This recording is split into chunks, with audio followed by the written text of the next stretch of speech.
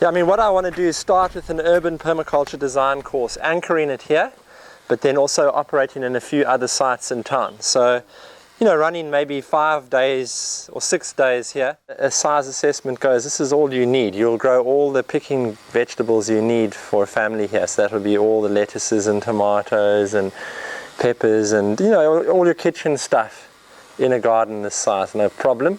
So for now, we're just dealing with the mainframe design component of this, getting the water, the electricity, the soil fertility, the pests, and then once that's sorted, we'll then go in and increase more diversity, increase the connections between things, so that within a few more years it is a highly productive, virtually non-maintenance ecosystem. We've got citrus, we've got apricot, fig, feijoas, recently replanted grapefruit. The other one was killed by a mole rat. But we got rid of the mole rats using sonic mole repeller. It sends a sound into the earth that they can't handle, and they buggered off. A little custard apple, and then a little banana circle. Natal bananas, which were quite a mission to get hold of, but I don't like these Cape bananas. And mulch pit, so stuff gets thrown in there. That's going to be a pawpaw going in there. You can see I've got this weld mesh. It's cheap. It's the cheapest trellising you can get. So I've just popped a little granadilla in, and then there's a grape that's just gone in over there, and I've put another granadilla in there. So it'll be granadilla and grape, and the wall will then just green off nicely.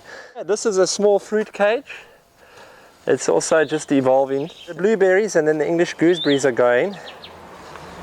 This side of the food forest is bigger trees because we're to the south. So everything here is going to grow much bigger with the exception of these medlars and persimmon. So we've got almonds and the big nuts at the back, loquats, pecans, so quite taller. And then as time goes on, we're just going to full space. So, you know, we'll get creepers in, we'll get more shrubbing berries. You know, I'm trying to get hold of red currants, more English gooseberries, thornless blackberries, and just have them in the understory. So the space around these trees and the drip line, basically, that's what we will put in.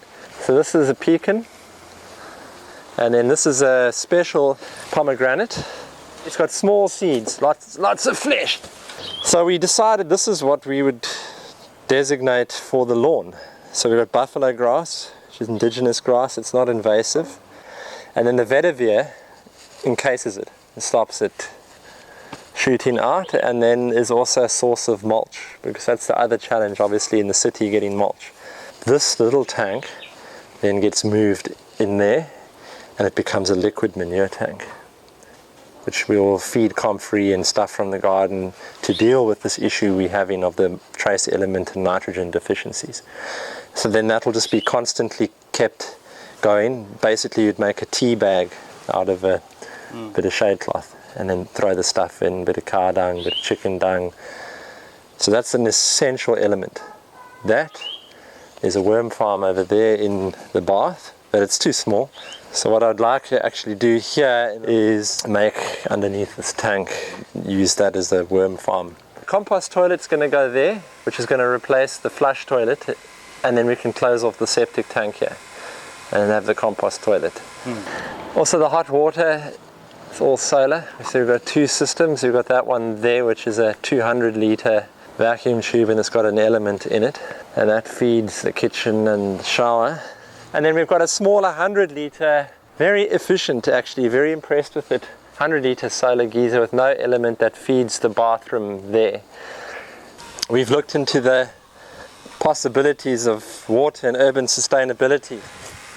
Rainwater from the roof, you're never going to store enough for the garden, so that leaves you with the potential for developing a garden using municipal water, and that's going to be very expensive.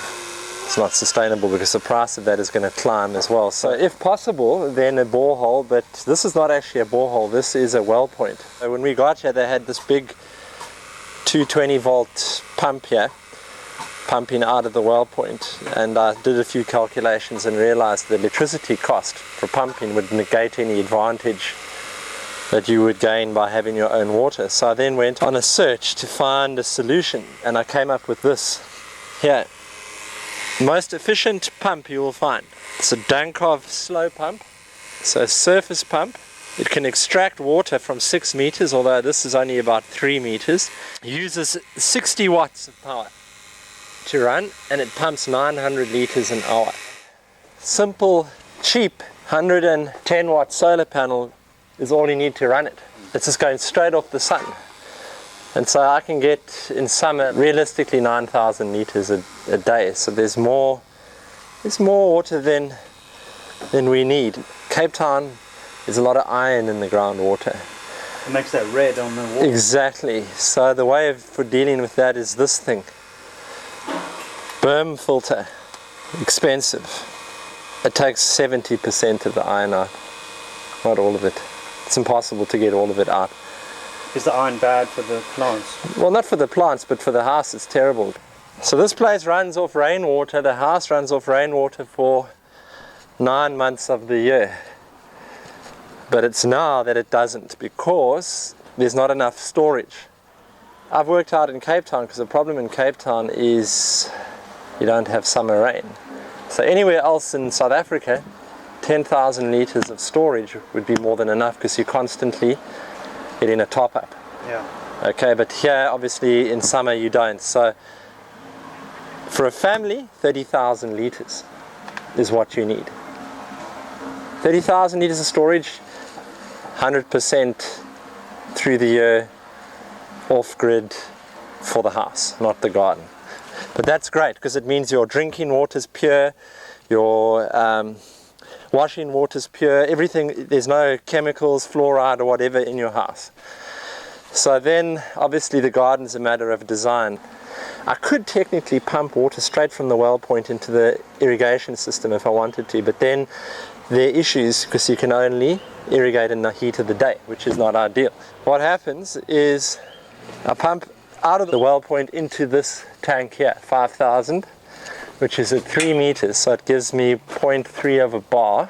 Pressure is low, but it works through microjet, which isn't the most efficient, but I don't really have an option. There's so much iron in the water, drip would get blocked. I'm irrigating now in the day here, because you can see this strip falls in the shade.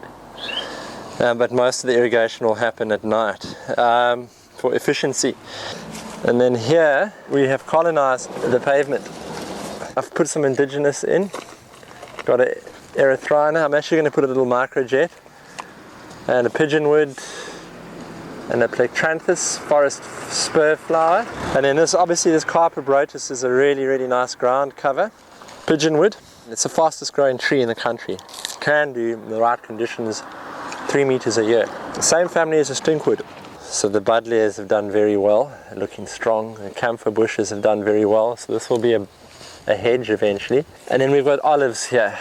They're very much alive. They're just not getting the nitrogen they need here. So 2 things are foliar spray, and then I'll be doing a liquid manure once that tank is set up, and that should deal with it. Spray using Epsom salts to start with. Yeah, so it's been really interesting. You know, it's a different dynamic to Bergendal climate-wise, and watch the space.